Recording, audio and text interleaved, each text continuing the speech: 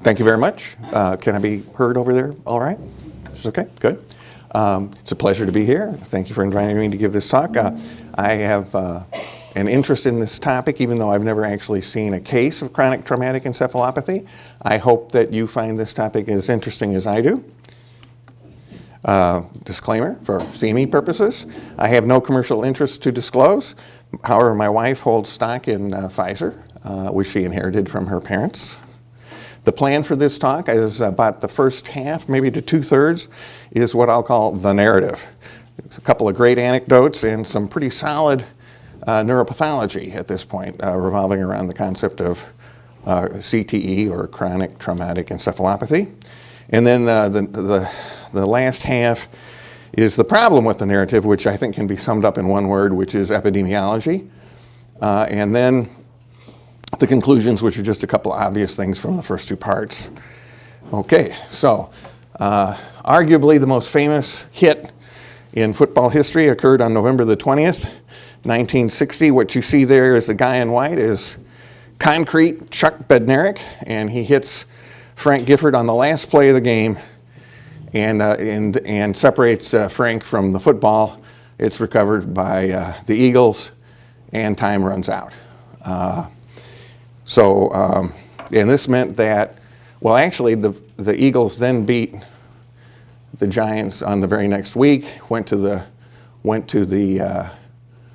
NFL championship game, and Bednarik made the final tackle in that game and sat on Charlie Taylor for the final few seconds, didn't let him get up so they couldn't get another. It was on the 8-yard line. They were 8 yards from scoring and winning the game. But Bednarik tackled that guy and sat on him, and the time ran out. And that was that. Now, there are multiple still photographs of the aftermath of this, and the still photographs make Bednarik look very bad. You can, however, Google or whatever, grainy video of this sequence of events, about 10 or 15 seconds long.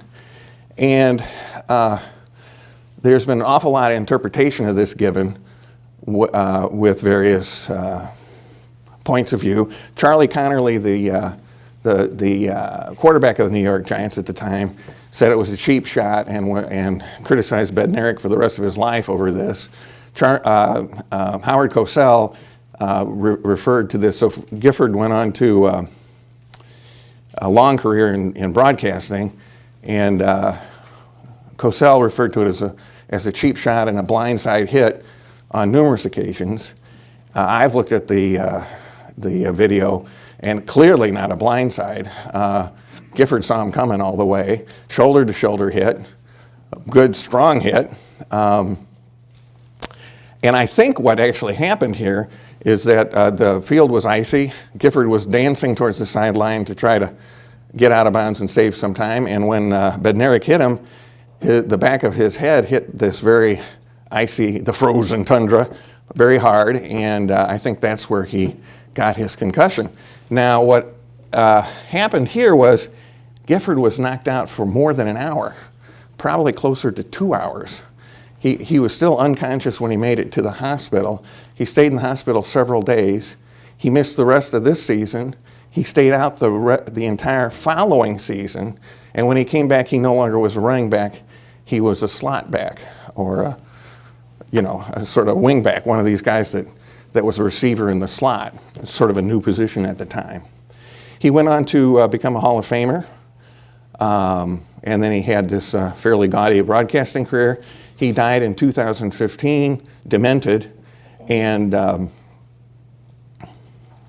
his family had a private autopsy arranged, and the details of that are not known in very much detail, but they did reveal that after whatever was done, that they received the diagnosis of chronic traumatic encephalopathy from their privately arranged autopsy. Concrete Chuck Bednarik, very interesting guy. Parents Slovenian, worked in the steel mills in Bethlehem. He was 3-time All-American at Penn, I think. Waist gunner, multiple medals in World War II. Only missed 3 games in 15 years. The last of the great two-way players. He played center and linebacker.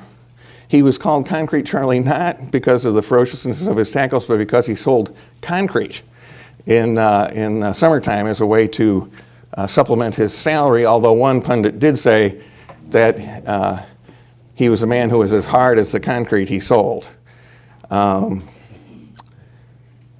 He was voted in 1969 by a group of people in the pundit game the greatest center of all time. Now this is interesting if you consider what's about to follow. He died in 2015, a Hall of Famer, and everybody said he was well until he died, and then his family said, well, he was demented when he died. And again, he missed 3 games in 15 seasons, roughly. I may be wrong about 15, but in a lot of seasons. Okay, so the idea that repetitive head trauma leads to some form of cognitive dysfunction is not new. In fact, actually, it goes back to before Christ. I mean, BC. But at any rate, the modern era sort of started in 1928 when Martland came up with the concept of punch drunk. In 1937, Millspaugh defined an entity that he called dementia pugilistica. In 1966, Miller introduced the term chronic traumatic encephalopathy. In 1967, Roberts interviewed and examined 250 retired boxers and sort of described a clinical syndrome of a mixture of cerebellar, pyramidal, and extrapyramidal symptoms. This was all in boxers. In 1973, Corsellis put together what I'm going to call, briefly anyway, the classic and sort of static idea of chronic traumatic encephalopathy. He described pathologically 15 cases that had neurofibrillary tangles, or NFTs. And this was the first neuropathologic description. I will give you the gross description in a few slides here.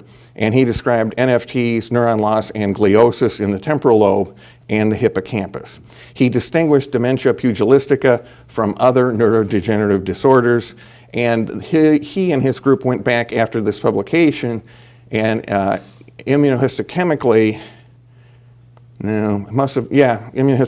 went back and showed A beta deposition, which is the sort of, as you're probably all aware, sort of the central hypothesis for how Alzheimer's disease gets started.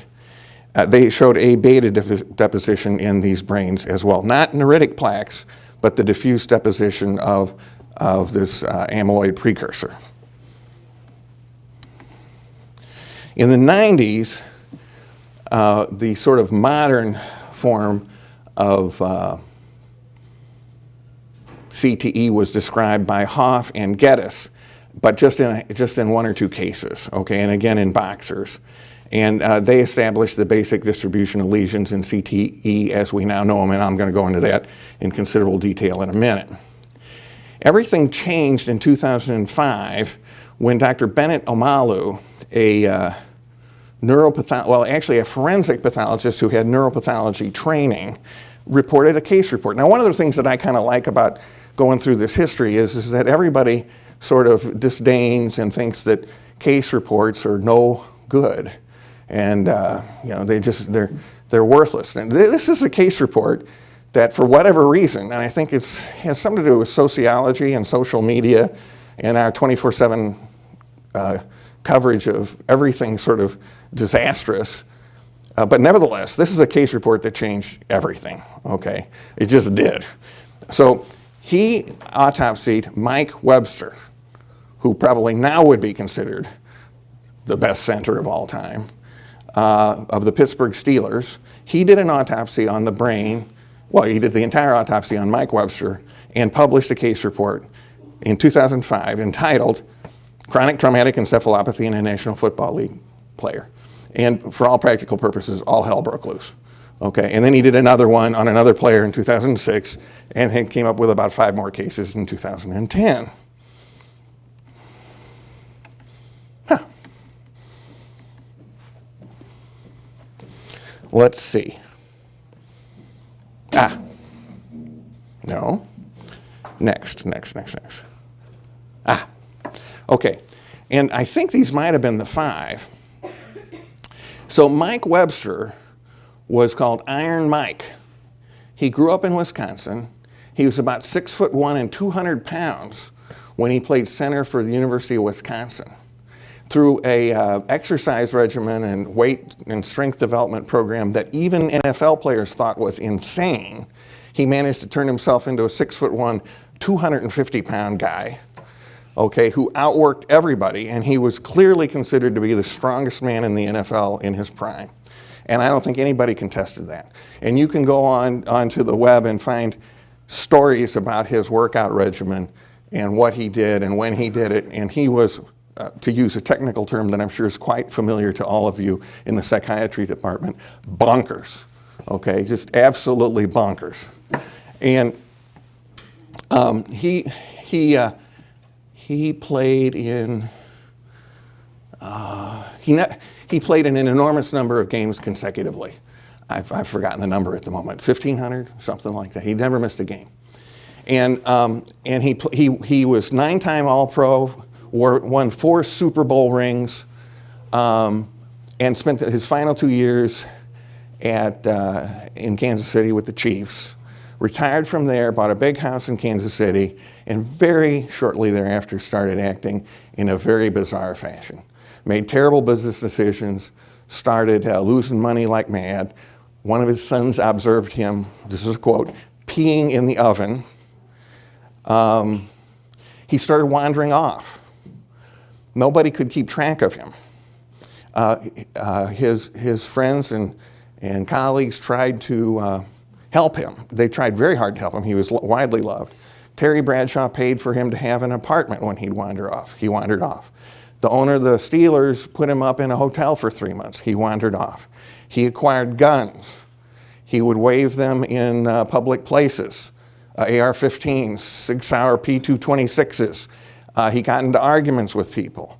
He slept in fields. He slept under bridges. He slept in a closet near the weight room in Kansas City's Arrowhead Stadium. Nobody could rein him in. His teeth started falling out, and he tried to glue them back into his mouth. He just disintegrated. He completely disintegrated. And he retired somewhere around the age of 38 or 40. At the age of 50, he died of a heart attack.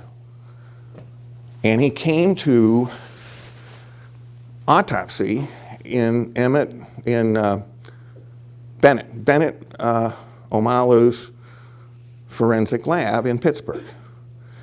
And Omalu is a very detailed, very naive, interesting character who worked under a very famous forensic pathologist named Cyril Wecht.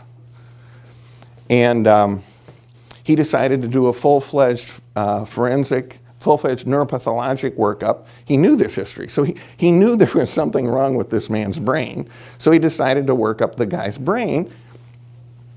And this isn't something that's done in very busy forensic centers in general. We work up in our forensic center everybody to a full extent. We certainly examine everybody's brain. He had to get permission to examine Mike Webster's brain, but this guy Cyril Wecht said, sure, go ahead and make me famous, which he did. So he examined the brain and used the approach of looking for something like Alzheimer's disease for it. And sure enough, at the age of 50, he found neurofibrillary tangles and a bunch of other abnormal things in an abnormal distribution and wrote the case report that I just told you about. Now, let's see, these other guys. I'll be darned. This isn't quite, oh yes, okay. So these other guys probably have interesting stories. I'll just mention that John Grimsley, no, I'll save that one. So then there are, these are all people that have autopsy confirmed CTE. Junior Seau rapidly declined as soon as he's a Hall of Famer, he rapidly declined as soon as he quit football. He had terrible short-term memory problems, and he shot himself in the chest so that his brain wouldn't, he arranged for his brain to be examined and then shot himself in the chest so that his brain wouldn't be disturbed by how he had committed suicide. Justin Strelchek was another offensive lineman and companion of Mike Webster, and he was the star of an Adam Sandler video that some of you might have seen called The Lonesome Kicker. They stole his snow boot and taunted him in the video. Now, this is my favorite part of the talk, okay? So they made, this gal, Jean Marie Laskus, wrote a book about Omalu, okay? And at the end of this talk, you're going to know a lot more about the neuropathology of CTE than you'll learn by reading this book. However, if you want to learn about the sociology of Nigeria, the sociology of the NFL, or the sociology of big-time academic neuropathology, and yes, there is such a thing, then this book is for you. It's a very interesting book, very, very interesting. And poor old Bennet, while he started this off, he was naive as you could possibly imagine, and he very rapidly had this whole thing taken away from him by Anne McKee and the powers that be in academic neuropathology at Boston University. So Anne McKee, she gives him full credit for getting it started. She's a fine neuropathologist as far as I can tell. But most of the rest of the progress in this field has been made out of Boston University and a few other places since then. The other thing that I have to point out is that they made a movie in which the star and the protagonist, okay, you ready for this, is a neuropathologist. Ta-da!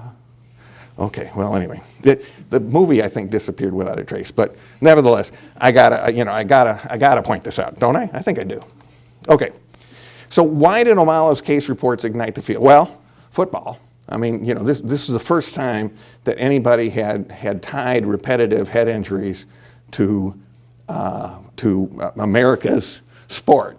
Okay, I'm from St. Louis, so I got to tell you, baseball is America's sport, okay? Not football, all right?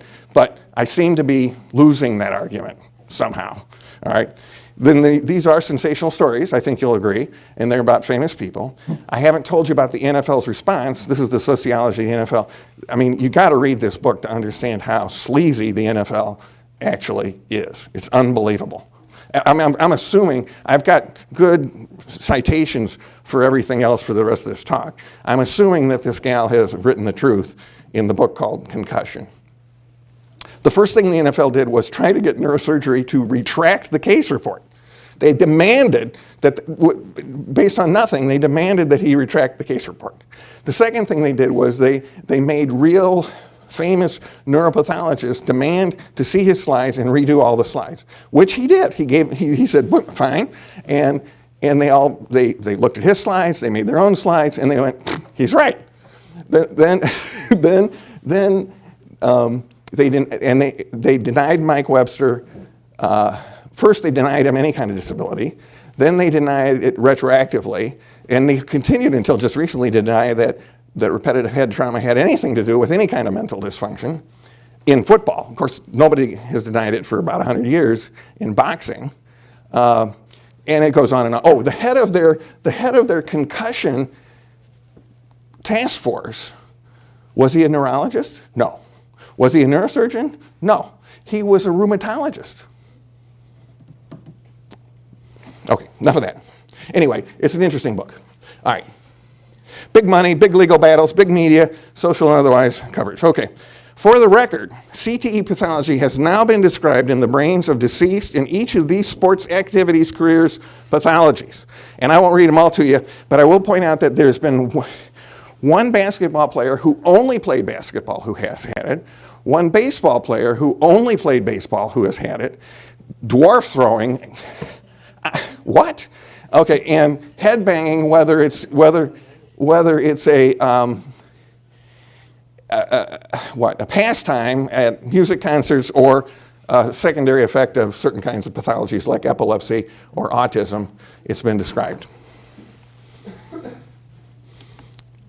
Okay, Now here's, I'm just going to, towards the end of the talk, we'll get into the epidemiology, but for the moment, the real problem with this whole field is that the symptoms to this disorder are only determined in retrospect after you've had the patient's brain, and there isn't anything specific about the symptoms at all. They could just as easily be Alzheimer's disease or depression or any number of things, okay? And there is no consensus criteria for the clinical diagnosis of CTE, okay? And even another problem that you'll see in a moment is that CTE isn't in the International Classification of Diseases currently. So, I mean, you can't even code a death as CTE. So, I mean, so we got problems. All right. So the early clinical presentation of chronic traumatic encephalopathy, according to Anne McKee, is these things. And as you can see, I mean, they're reminiscent of AD, they're reminiscent of depression, and you guys probably can tell me what other things they're reminiscent of, but they're relatively nonspecific, and they're pretty common across the population as you get older. So I mean, they're not that. And then in the later clinical presentation is just pretty much worsening of the ones that are early. Now, the things that tend to stick out in the individual stories that we hear is the emotional instability, the lack of impulse control, the anger, and things like that.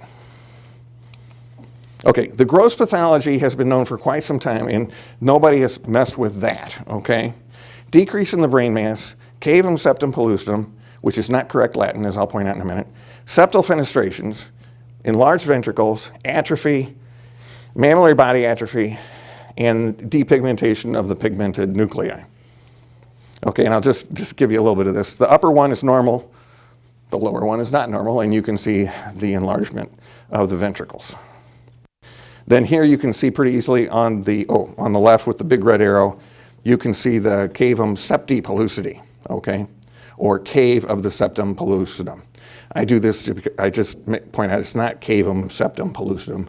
My Jesuit training and 1 year of Latin won't allow me to let this pass, okay? And then you can see, well here, maybe I can do this. Yes, okay. Can you guys see the white arrow? All right, so this probably should be the hippocampus here, and the lateral horns are quite enlarged, and I can't really make out what that is. It's either the hippocampus or the amygdala, but it's small. Okay, whoops, I've gone ahead, wait a minute. Yeah, all right. Here on the left you have 2 and 3 are the mammillary bodies and the floor of the hypothalamus. And in a CTE case on the right with the red arrow, you can see that the floor has disappeared. That's an artifact of brain removal, but it was very thin, so it broke. And then you can see the little bumps. Let me see if I can do this again. The little bumps here are what's left of the mammillary bodies, right here and here. So they're atrophic and the floor is gone. This is commonly seen in repetitive head trauma, dementia pugilistica, or CTE. Microscopic features, okay. Tau is a cytoskeletal protein that is a MAP, or microtubule associated protein. In neurodegenerations, it is misfolded and hyperphosphorylated. And we have antibodies that recognize that. They won't recognize normal tau. They'll recognize the misfolded hyperphosphorylated one. And by the way, it's only recently that I really it's misfolded in such a way that it's an amyloid. Okay, so it is an amyloid. It's a beta-pleated sheet, and it will stain with Congo red and stuff like that, okay? A number of disorders are recognized as being associated with tau cytopathology, and you can see them all right there. This is one of the other problems with this whole field, which is that tau cytopathology is probably a final common pathway of all sorts of brain injury, okay? So you can't, there isn't anything particularly specific about hyperphosphorylated beta-pleated sheet tau. It's a final common pathway. So there are people, and I will point out one of them to you later, that don't give neuropathologists very much credit and just say, well, NFTs are NFTs. But the distribution of NFTs allows us to distinguish between a lot of these different things. I'll also mention that the distribution of NFTs in CTE bear some resemblance to two other acquired tauopathies, post-encephalitic Parkinsonism and the Parkinson dementia complex of Guam, okay? So for some reason, acquired tauopathies seem to have this distribution. Okay, it's a rule of my guild that I have to bore people with what these things look like. Here you go. Alzheimer's, neuritic plaque. Okay, here's the neuritic plaque over here. It's a Bielschowski or a silver stain. The neurites are these black stumpy things. And the roughening in brown is the plaque as a whole. This central thing that's kind of dark brown is most likely an amyloid core. Okay, so this is what neuritic plaques look like. This is really the hallmark lesion of Alzheimer's disease, okay? This is a H&E, this is an H&E of a tangle, a neurofibrillary tangle in a neuron, a pyramidal-shaped neuron, okay? And it can be recognized at much higher power. You have to go to high power to see this by parallel skeins of purplish filamentous material. Okay? At lower power, if you do a silver stain, you can see them because they're black and they look like these things right here, or this. When they fill up a pyramidal neuron, they look sort of like flames on a candle. So people tend to think of them as flame shaped. Now, CTE may have AD type changes as a comorbid pathology, but the NFT are completely different in how they're distributed in the brain. They'll look like this, okay, but they're not in the same places in AD as they are in CTE. And they are also present in both neurons and astrocytes. In AD, NFTs are not present in astrocytes, okay?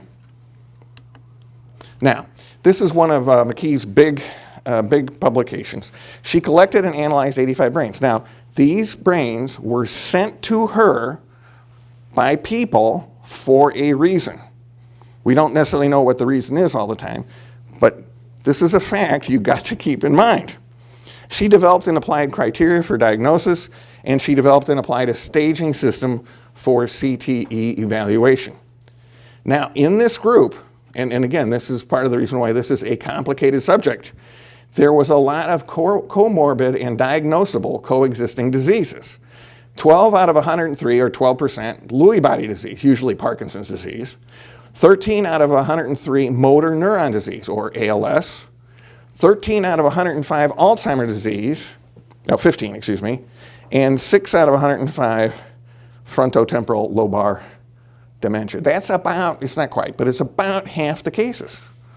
So half the cases have a coexisting other potentially dementing disorder in them.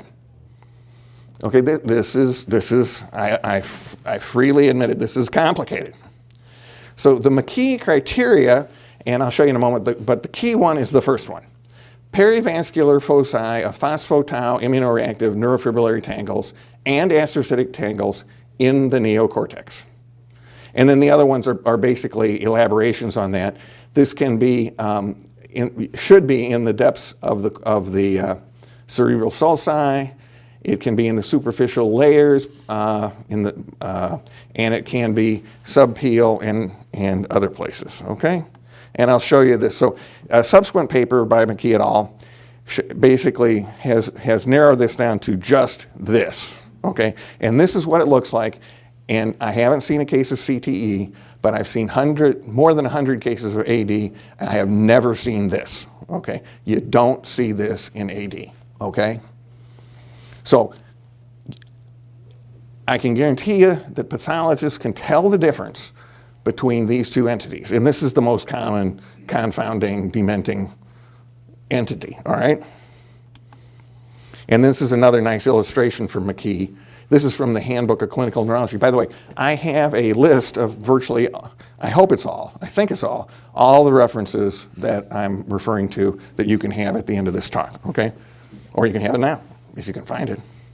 The pathognomonic lesion consists of these p-tau things, and, wait. So it starts out like this, and here's the sulcus right here, coming right down here. So there's a little bit of immunohistochemically positive phosphotau right there in the depth of a sulcus. And then and here's the sulcus right here. So you can see it's accentuated at the depth, and then it starts to spread out. And even here, where it's all over the place, there's more staining here at the depth of the sulcus and here at the depth of this sulcus than there is elsewhere. So the accentuation is at the depth of the sulcus, not a pattern that is seen with any other of the disorders that I've already listed for you.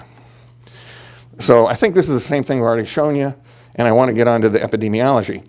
But here are the four sorts of things: perivascular, depth of sulcus, subpial, and then you get NFTs in the superficial cortex, not in the deep cortex. And I'll show you the comparison to AD. And here these things are. So the differences, so let me just set this up. If you're going to be confused, there are things about Parkinson's disease that are a little confusing, and Parkinson's disease and AD overlap and are comorbid pretty often.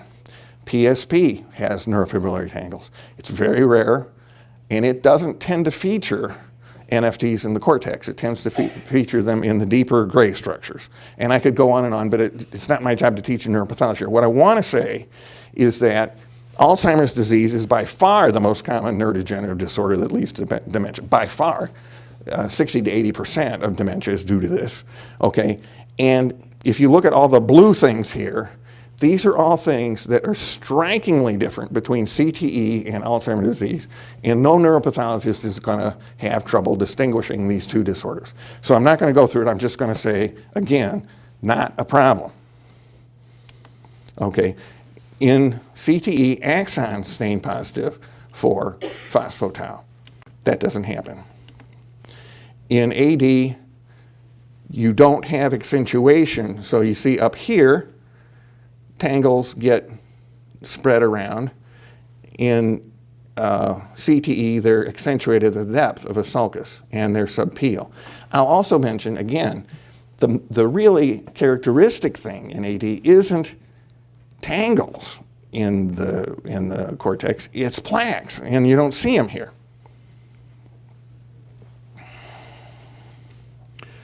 Again, in AD, the tangles are in layers 3 and 5. In CTE, they're in layers 2 and 3, different distributions. Same thing. They're present in the mammillary bodies in CTE. They're never present in the mammillary bodies in Alzheimer's disease, as shown here. All right.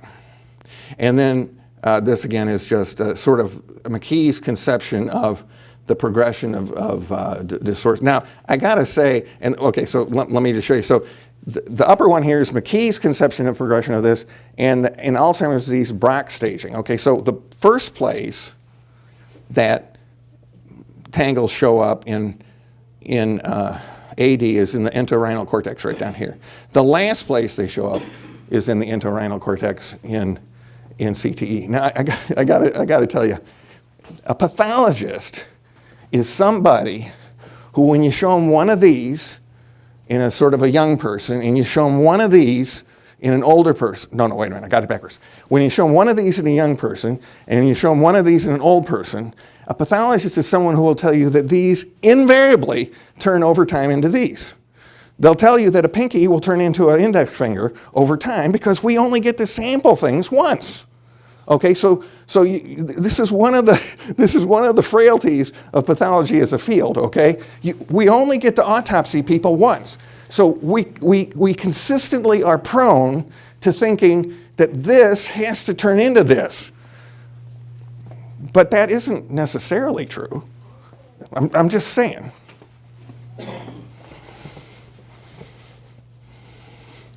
Okay, so this guy, I don't like this paper. This guy basically says that because NFTs occur in all these disorders, that none of these disorders exist. Okay, they're all Alzheimer's disease or aging.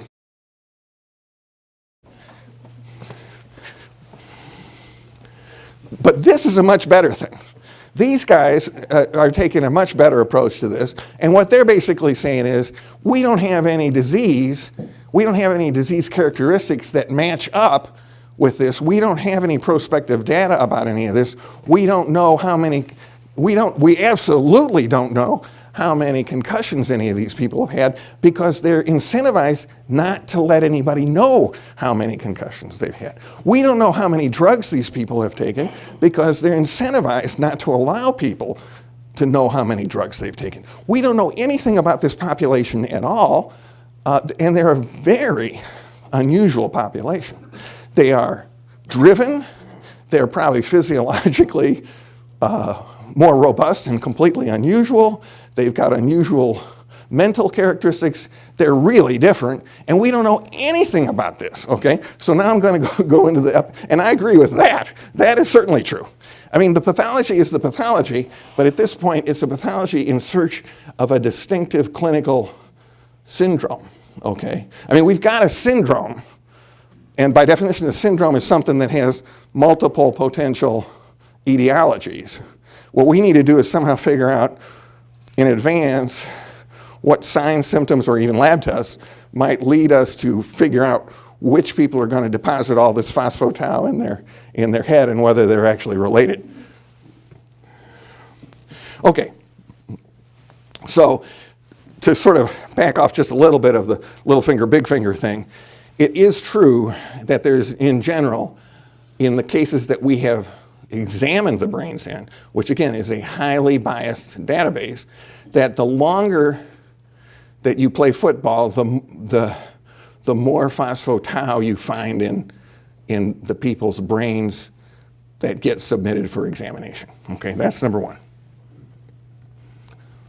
Now, the Zuckerman critique is that we have a huge amount of ascertainment bias, which is obvious. All these people are sending their brains to Anne McKee because the people were acting peculiar prior to their death. All the other NFL players aren't sending their brains to Anne McKee, and they weren't acting peculiar prior to their death. All the concussion information is basically from relatives, not from medical people. The autopsied brain population is not representative of the American population playing football.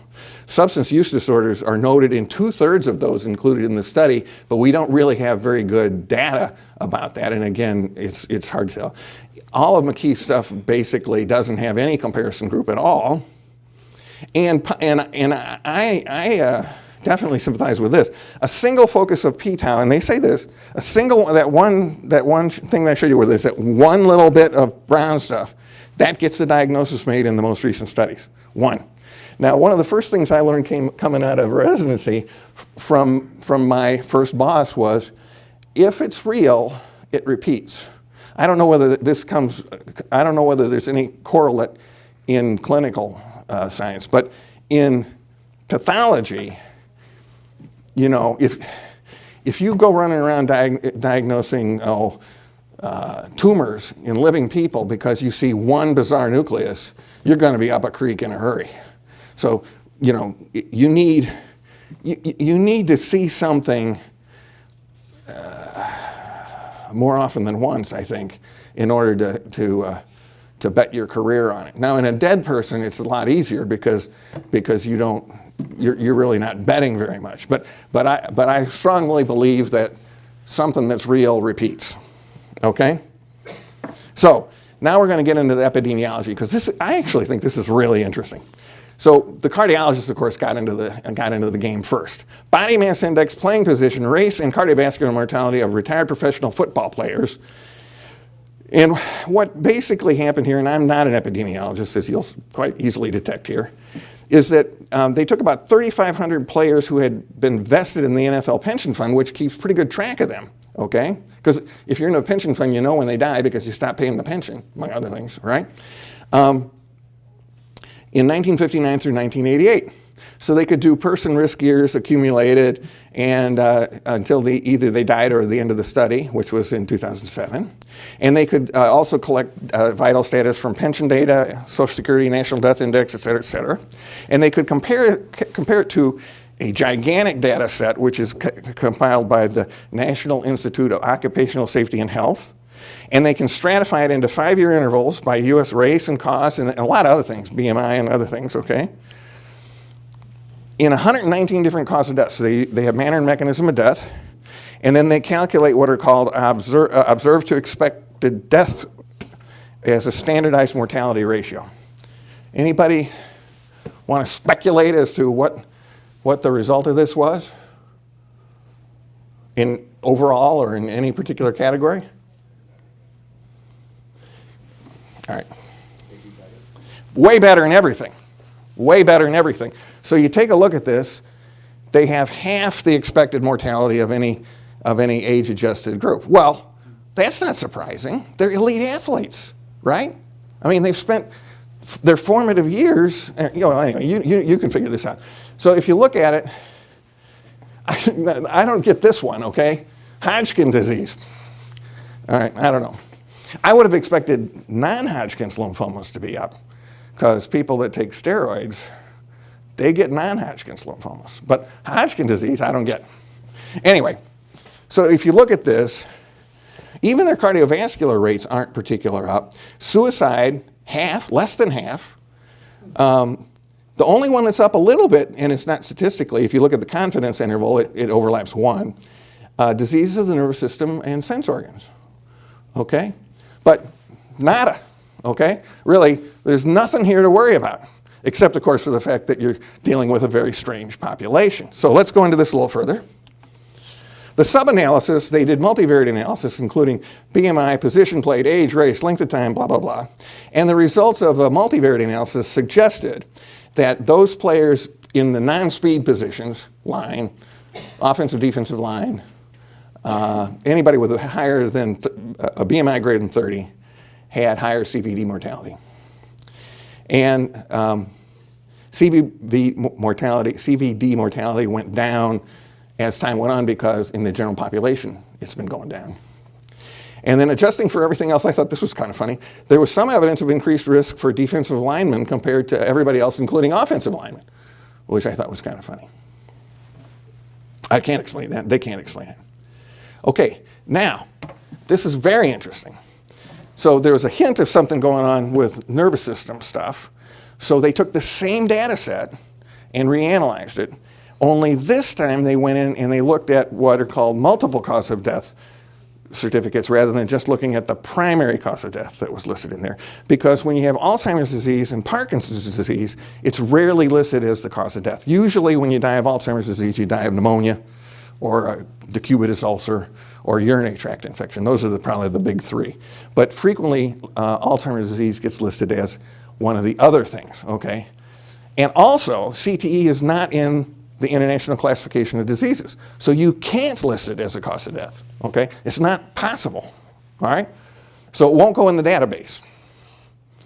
So they reanalyzed it like that, and they just included every neurodegenerative thing, figuring that if they had a neurodegenerative thing that was confused with CTA, it would wind up being in one of those.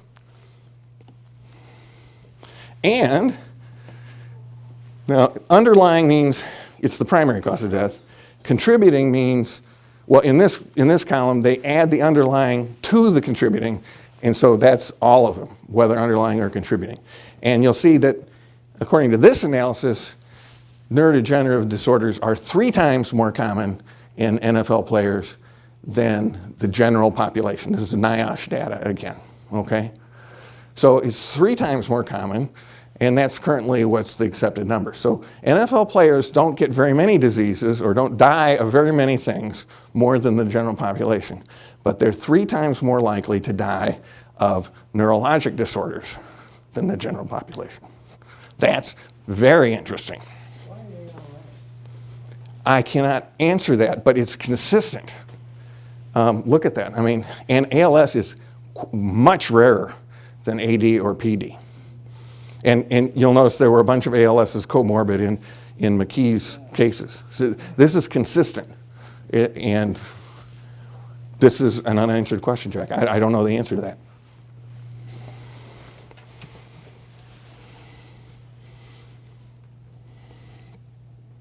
The obvious problem with all this decreased mortality across the board, these are elite athletes. They're probably born with better physiologies, better constitutions. They train during their youth and early adulthood for hours a day, best equipment, best advice, possibly the best nutrition. Why wouldn't they have all-cause mortality? Now, I love this. I love this.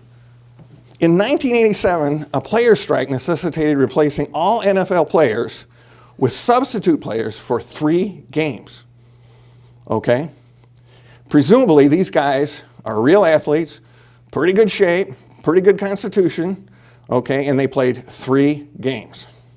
So this paper compared what their mortality is like and bracketed players from 5 years before and 5 years after to those 879 players, okay? Is this a cool idea or what? Yeah? All right, so they couldn't find any statistically difference in all-cause mortality, but there weren't very many events, and this is probably a type 2 error. But look at this. The career NFL players, this is a Kaplan-Meier curve in death. I mean, this looks like if they can follow this long enough, or if they just had 4 days, 4 games, or 5 games of difference or something, I don't know. This looks like it's gonna become statistically different. And look at this. Look at that.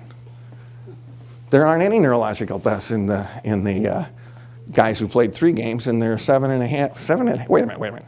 Oh, 7, which is 5%. So few deaths. And look at this too. All 7 neurological deaths listed were, Jack, motor neuron disease. That's really striking. That is really, really striking. Okay, good. Time for conclusions. I hope that I have convinced you that chronic traumatic encephalopathy, pathologically speaking, is a well-established and specific entity. I haven't said it, but McKee put together 25 different cases of pure everything, AD, PD, PSP, CTE, and gave them to other pathologists. She was not involved. She was the coordinator. They were blinded to everything. They just had the slides. They made the diagnosis of CTE with a Cohen's kappa of about 0.8, okay? And then if you gave them either the gross or the clinical, it went up from there. So I mean, without just the slides, the Cohen's kappa was 0.8. If you gave them any information, which is how you do autopsies, it became much better than that. I mean, the autopsy is the classic clinical pathological correlative exercise. You know, giving them slides without telling them what happened to the patient is the ultimate in tying both hands behind your back. So, you know. Second, the diagnosis can only be made by autopsy. So what we have now is a completely biased sample. I mean, you can't generalize about anything having to do with incidence or prevalence. Nothing. No valid clinical phenotype has been established. The disease entity that corresponds to the pathology is probably pretty rare. I think this is kind of interesting in that now I'm a parent. My kids are all grown up, but you know, I wouldn't let my kids play football. But the simple fact of the matter is there's a panic abroad that sort of where everybody sort of has the feeling that if you play football, you're going to get CTE and you're going to commit suicide. You know, but I've shown you the epidemiology of this, and I mean, at a minimum, that's overstating the case. It's clear that this disorder exists, but it clearly can only be afflicting a fraction of the people that play contact sports, and not just football, but everything, soccer, rugby, basketball, baseball. You know, and we need to figure out, you know, what the risk factors are. And furthermore, I think maybe it may be an interaction between certain kinds of people and drugs. I mean, we don't know about anabolic steroids. We don't know about various other socioeconomic variables, all of which are actually shrouded in mystery because NFL players, by and large, don't want you to know about them. The generation of phospho-tau is a final common pathway of numerous pathogenetic sequences. So in terms of basic science research, understanding how tau gets hyperphosphorylated and misfolded will have implications for every one of these neurodegenerative diseases, and this seems like a topic that is quite important. Furthermore, the whole amyloid hypothesis of Alzheimer's disease is taking on water a little bit, it seems to me, at this point. And the most consistent correlate of dementia in Alzheimer's disease is tau burden. Now, don't get me wrong, in the familial cases of Alzheimer's disease, it is unquestionable that the amyloid hypothesis is correct. However, it seems that interrupting the tau cascade might be as good or better a therapeutic approach to interrupting the amyloid cascade, or at least that's what all the recent therapeutic trials would suggest. And the disease entity that corresponds to CTE is probably multifactorial and clearly requires more study. If patriotism is the last refuge of the scoundrel, then I would suggest that claiming a disease is multifactorial is the last refuge of the academic clinician or scientist or something, because that's what we always wind up saying, is this is just really complicated and we need to study it some more. And I think this is just really complicated and we need to study it some more. So I've got the references out on a piece of paper if you want to look up any of this stuff. And there's one more on there that's a recent review of neuropathology by Anne McKee from the Handbook of Clinical Neurology. It's gorgeous. I mean, the illustrations are gorgeous. And she's the leader of this field. And that's it. I'll take questions.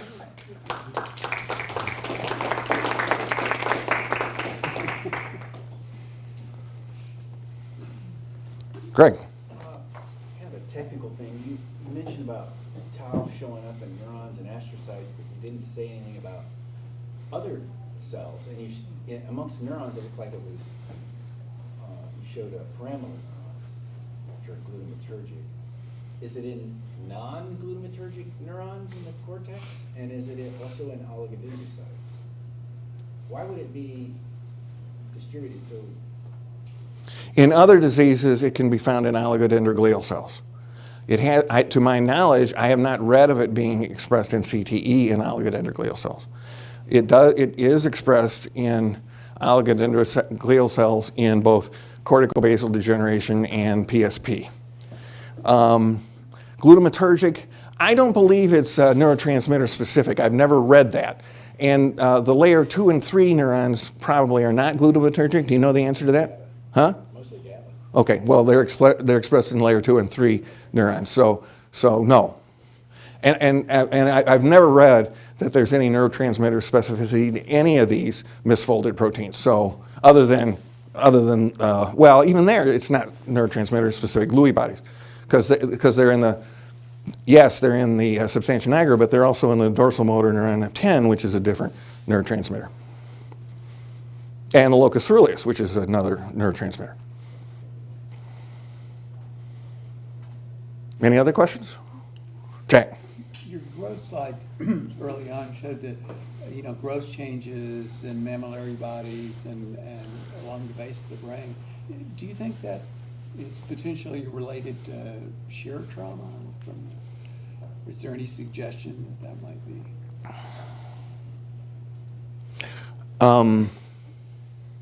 I think it's one of two things.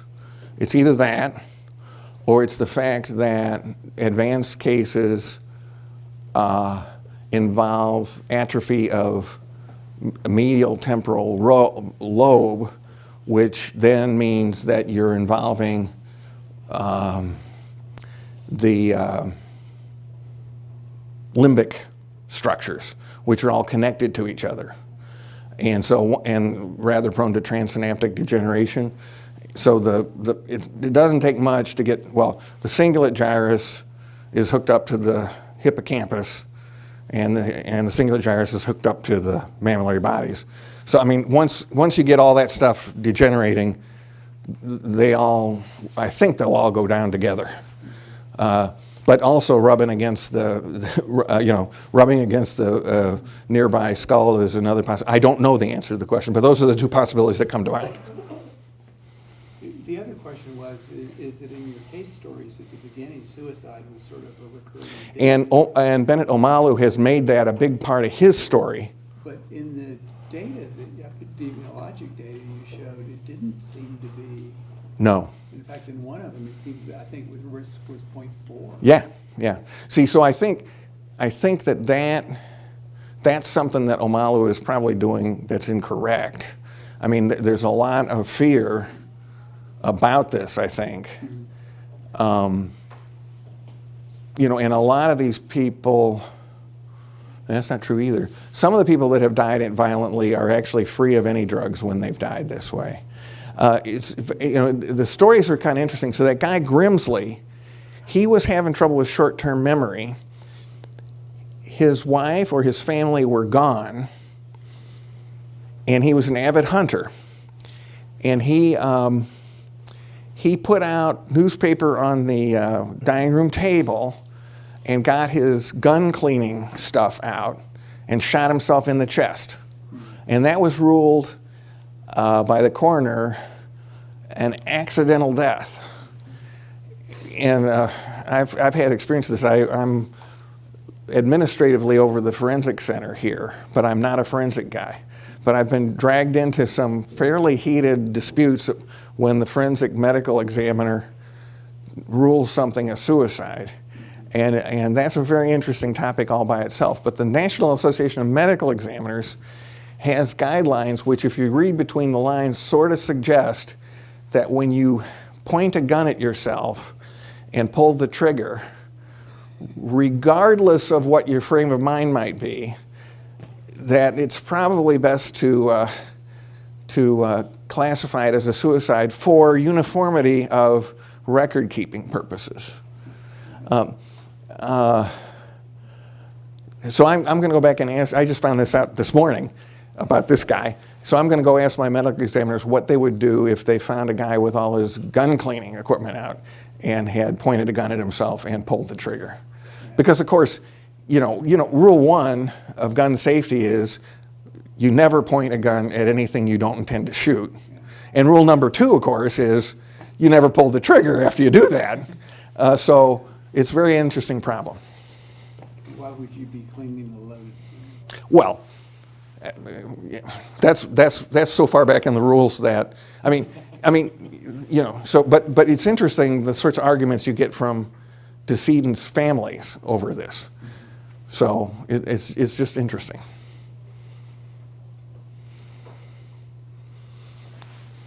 Doesn't that mean then for the epidemiological study listed that suicide can be underrecorded because of all of those issues with the coroners and calling it the cause of death? Yes, well, so that's what I'm saying is, I mean, so my people are catching holy hell about this. And in fact, there was a law passed recently in Tennessee, a really dumb law, that said that you can appeal the decision of a coroner about this. This is a terrible idea. This is like going to a doctor and getting all worked up, you know, and the doctor says you've got lung cancer, and you say, I don't believe that. Give me another diagnosis. It's a terrible idea. You know, the correct thing to do is to just take the relevant data and go to some other doctor and see if that person will give you a different diagnosis. But you can't ask somebody who's made a diagnosis to change that diagnosis because you don't like it. That's not a good idea. And yet, that's sort of what we've just done in this state. So if that works out the way the law of unintended consequences nearly always works out, no one will ever make a diagnosis of suicide in this state anymore. And yet the purpose of having a medical examiner is accurate death classification.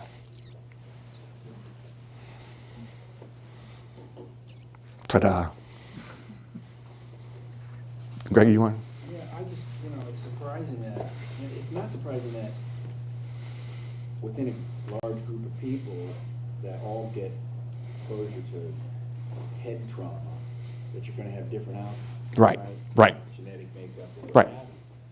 But it's what's surprising is that there, and maybe you explained this initially, is that there seems to be no attempt to look for correlations with severity of injury in those large studies. Because you would think that the people who have the most severe concussions and the greatest injury are going to be the most prone to neurological disorders later.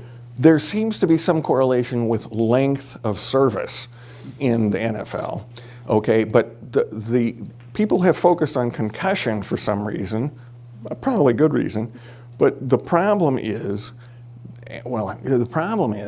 that concussions are not well documented in the NFL or in college, and the athletes have good reason, they think, for hiding their concussions. Until just recently, they would deny symptoms and deny, and again, the concussion doesn't have to involve a loss of consciousness, okay?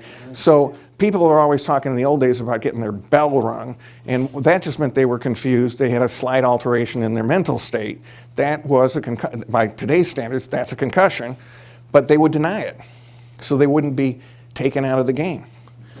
And then they would deny the post-concussion syndromes as well, which frequently are little more than a headache, say, a continuous headache for a week.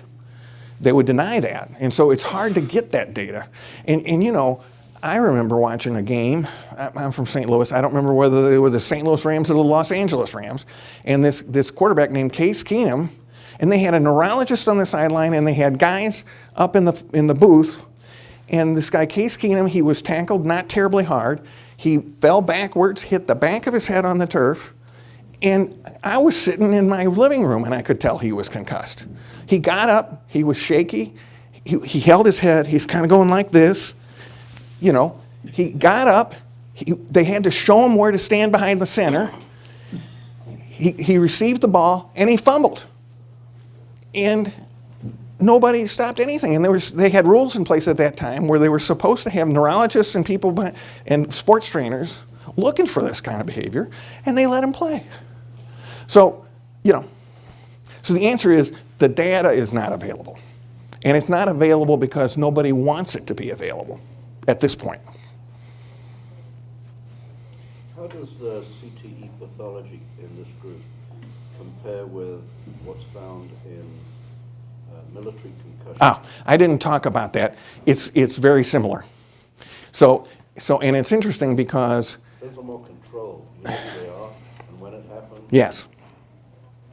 The problem with that is that almost all military men have played contact sports. But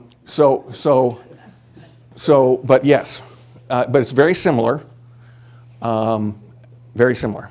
And I have been asked to review papers where individuals have had well-documented single instances of what I think would have to be called severe rather than mild TBI, and they've had all kinds of abnormalities in their brains that didn't correspond to this, but all kinds of everything, all the things that I've sort of been describing, and not any single thing, just years later. And they were followed carefully and all. It's clear that head trauma can produce a wide variety of pathology, a single episode, wide variety of changes in the brain. Single episode. Another thing that's very interesting is with regard to that perivascular thing, there's one study from a British brain bank and some really famous British neuropathologists. They went back and they looked at people who had one episode of hospitalized head trauma, could be concussions, could be worse, and they got the paraffin blocks out and they stained for immunoglobulins. It could have been a couple of weeks before death, could have been 20 years after the concussion or whatever. They stained for immunoglobulins around the vessels. Okay, now immunoglobulins are not typically allowed beyond the blood-brain barrier.